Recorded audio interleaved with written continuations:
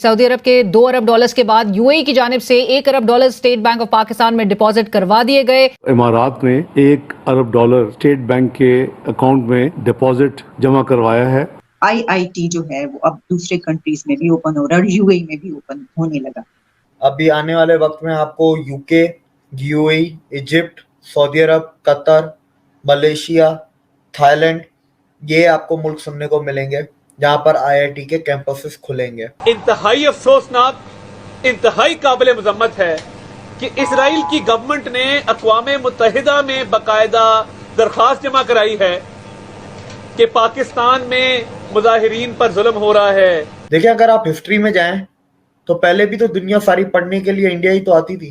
तक्षशिला, नालंदा, शारदा, तो India reclaim कर रहा है। वो भारत का राइट विंग हो, वो इसराइल का राइट विंग हो, इंडिया में भी क्लिप्स चल रहे हैं जिसमें लोग कह रहे हैं कि इमरान नियाजी हमारा दोस्त है। लेकिन मैं ये कहता हूं कि ये आईआईटी जो है, इंडियन इंस्टीट्यूट ऑफ टेक्नोलॉजी, इसका पहला स्कूल इंडिया से बाहर अगर कहीं खुलना चाहिए था या खुलना चाहिए तो वो पाकिस्तान है। आज के वक्त में इंडिया में 70 लाख फॉरेनर्स काम करते हैं। इमरान खान कहते हैं ना, बाहर के लोग आएंगे वर्क वीजा लेके पाकिस्तान। सर, इंडिया में 70 लाख लोग काम करते हैं। जब तक कि मैं इंडिया की बात करूं, इंडिया में नो डाउट अगर मुझे भी अपॉर्चुनिटी मिले कहीं एज अ फ्रीलांसर कहीं काम करने की, कहीं इन्वेस्टमेंट करने की, तो मैं आंखें बंद करके वहाँ पे अपना पैसा फेंक दूंगा, क्योंकि मुझे पता है कि यार पाकिस्तानी भी पढ़ सकते हैं इंडिया में जाकर। सर, हर साल ऑन एवरेज बता रहा हूँ, हर साल 50 पाकिस्तानी इंडिया जाते हैं पढ़ने के लिए। और अगर ये जो है वो इंसानियत की तरह सोचते, अमन की तरह सोचते, तो आज इंडिया ये कि कौन कौन से ममालिक हैं जहां पर जो आईआईटी जो है अपने कदम जमा रही है, और इसके बाद में दूसरी बातों को भी डिटेल से जरा बताएं। देखिए, अगर करंटली हम बात करें तो आईआईटी करीब 7 से 8 मुल्कों में काम चल रहा है उसका जो खुलने का। तंजानिया में तो हो गया, ठीक है, अनाउंस। अभी आने वाले वक्त में आपको यूके, यूएई, इजिप्ट, सऊदी अरब, कतर, मलेशिया, थाईलैंड ये आपको मुल्क सुनने को मिलेंगे जहां पर आईआईटी के कैंपसेस खुलेंगे।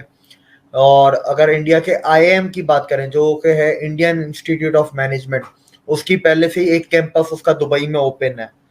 और जो इंडिया की प्राइवेट यूनिवर्सिटीज है, एमआईटी वगैरह, उनके भी ग्लोबल कैंपसेस हैं। देखिए, अगर आप हिस्ट्री में जाएं तो पहले भी तो दुनिया सारी पढ़ने के लिए इंडिया ही तो आती थी। तक्षशिला, नालंदा, शारदा, तो बस मैंने जो हर बार मैं कहता ना, India is not growing, India is reclaiming. तो इंडिया रिक्लेम कर रहा है। इंडिया ने अब आईआईटी है, आगे जाएंगे आप देखेंगे फ्यूचर में, आज से 5 साल बाद आईआईएम में इंडिया एक्सपोर्ट कर रहा होगा। आप education is a product, you are exporting it, लेकिन आप उस प्रोडक्ट की क्वालिटी दुनिया को कैसे मनवाते हो? जब उस इंस्टीट्यूशन से निकले हुए लोग जो अलुमनाई होते हैं वो बहुत सक्सेसफुल होते हैं, दुनिया को दिखते हैं कि यार जितने सीईओ हैं ये आईआईटी से पढ़ के आए हैं, तो आपकी आईआईटी की वैल्यू ऊपर हो गई ना। तो ये एक्सपोर्टेबल प्रोडक्ट हो गया। Same go for IIM. IIM के भी कैंपसेस दुबई में अभी है, चल रहा है, ओपन है।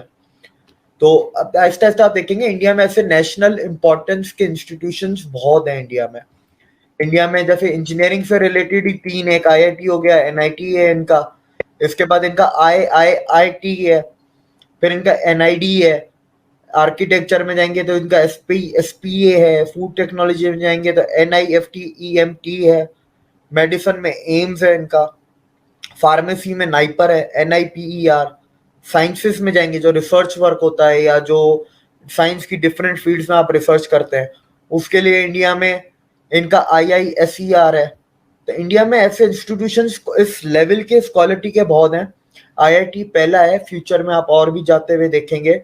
और अगर आपको याद हो, पिछले कोई मेरे ख्याल से 4-5 महीने पुरानी खबर है, जनवरी की मेरे ख्याल से खबर है कि हार्वर्ड, एमआईटी और ऑक्सफोर्ड के कैम्ब्रिज, इन दोनों में से कोई एक, ये 3 यूनिवर्सिटीज इंडिया में कैंपस खोल रही हैं, अपना एमओयू साइन कर रही हैं। और फरवरी में जो ऑस्ट्रेलियन फॉरेन मिनिस्टर आए थे, उन्होंने एक ऑस्ट्रेलिया की यूनिवर्सिटी है, यूनिवर्सिटी ऑफ वायोमिंग, उन्होंने भी साइन किया एमओयू, वो अपना कैंपस गुजरात में खोल रहे हैं। आपकी हांगकांग की एक यूनिवर्सिटी आ रही है, आपको एक सिंगापुर की यूनिवर्सिटी इंडिया में आ रही है।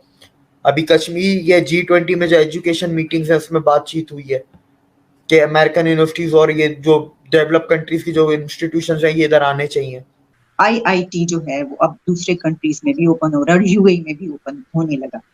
देखें, इस पे जो बात मैं करूं अगर, तो बहुत सारे लोगों के लिए शॉकिंग होगी, लेकिन मैं ये कहता हूं कि ये IIT जो है, इंडियन इंस्टीट्यूट ऑफ टेक्नोलॉजी, इसका पहला स्कूल इंडिया से बाहर अगर कहीं खुलना चाहिए था या खुलना चाहिए तो वो पाकिस्तान है।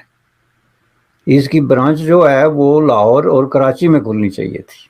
That was the right place to start it, क्योंकि ये एक रिमार्केबल इंस्टीट्यूशन है जिसने अपने आप को प्रूव कर दिया है इंटरनेशनल सतह पे। तो यही वजह है कि ये खुल रहा है। चलें, अफ्रीकी ममालिक में तो एजुकेशन काफ़ी पसमानदा है, लेकिन अगर यूनाइटेड अरब एमिरेट्स में खुल रहा है तो उसका मतलब क्या होगा कि आपके भी लाखों करोड़ों स्टूडेंट जो हैं वो यूए की तरफ जाएंगे, अफ्रीका के भी जाएंगे, मिडिल ईस्ट की तरफ वाले भी जाएंगे, क्योंकि वो एक सेंटर बन जाएगा। यही काम जो है वो पाकिस्तान में भी हो सकता था ना। पाकिस्तान में ग्वादर को यूएई बना रहे थे 10 साल पहले। यही जो है ना ऐलान था।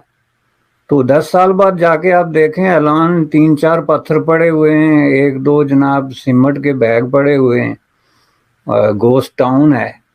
10 साल पहले इन्होंने काम को कैसे कैसे ख्वाब दिखाए थे। तो ये अब इनके बस की बात नहीं रही है। बात दरअसल ये है।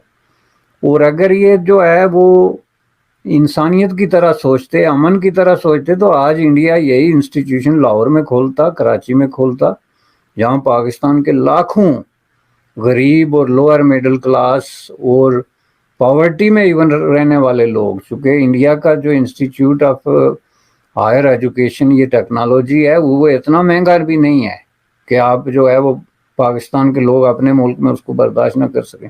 मुकद्दर बदल जाता, ये मुकद्दर बदल जाता। बांग्लादेशियों को तो ये फ़ायदा है कि वो जाके IIT में पढ़ सकते हैं इंडिया के अंदर।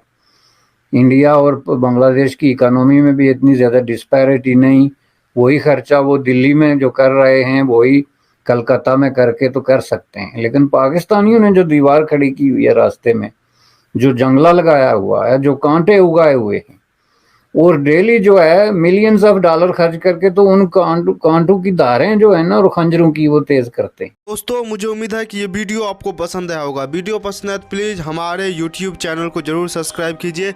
इसी प्रकार का भविष्य में वीडियो देखने के लिए चैनल को सब्सक्राइब कीजिए। हमारे इस YouTube चैनल पे आपको इससे भी ज़्यादा इंटरेस्टिंग वीडियो भविष्य में देखने को मिलता रहेगा। तो प्लीज़ हमारे YouTube चैनल सोच टाइम्स को सब्सक्राइब कीजिए, वीडियो को लाइक कीजिए, इस वीडियो को अपने दोस्तों के साथ जरूर शेयर कीजिए।